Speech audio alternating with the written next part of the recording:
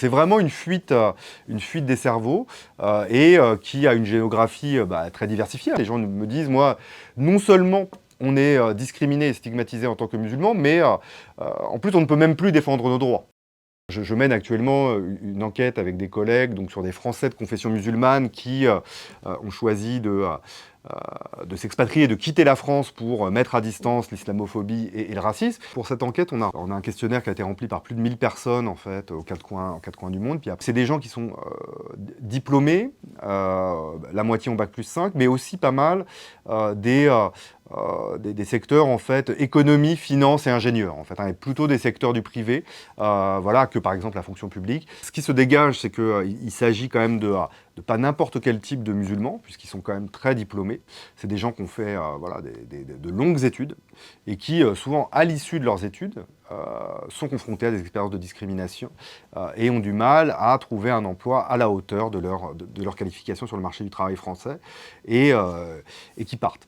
La première raison de l'expatriation, c'est pour mettre à distance les discriminations et l'islamophobie. La deuxième, c'est de pouvoir vivre sa religion plus librement. Voilà, c'est quand même un truc qui revient fortement, même si, en fait, et on a été assez surpris de ce point de vue-là, en fait, dans le profil des gens qui partent, c'est pas des gens nécessairement extrêmement religieux. Voilà, c'est quand même des personnes pour qui la religion est une facette importante de leur identité. Parmi les femmes, en fait, la moitié porte un foulard. Voilà, c'est des personnes qui sont particulièrement exposées aux discriminations, pour qui la religion est un élément important, mais qui, en même temps, ne vivent pas leur expatriation comme une hijra. C'est-à-dire que l'objectif premier pour eux et elles, c'est pas d'aller vivre en terre d'islam. Voilà. Et d'ailleurs, le fait est que parmi les destinations qui sont choisies, la très grande majorité des destinations sont des pays où les musulmans sont minoritaires. Certaines destinations qui sont surreprésentées, le Royaume-Uni, voilà, parce que c'est proche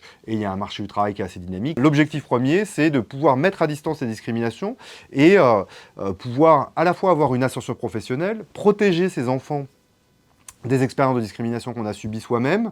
Et puis il y a un truc en fait plus global et plus diffus en fait lié à l'atmosphère. En fait, une expression qui revient beaucoup dans les entretiens qu'on a conduits, c'est enfin je respire en fait.